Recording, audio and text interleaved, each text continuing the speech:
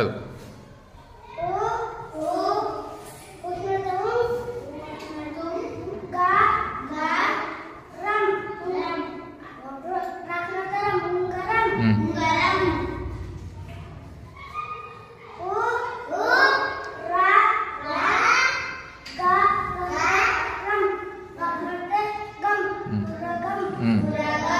అక్కడ కట్టెబెట్టి చదువు.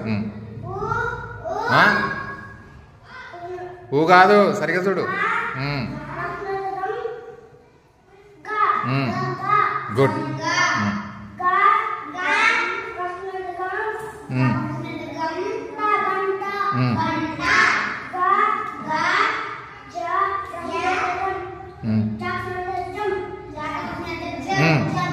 ఏమని చదవాలి?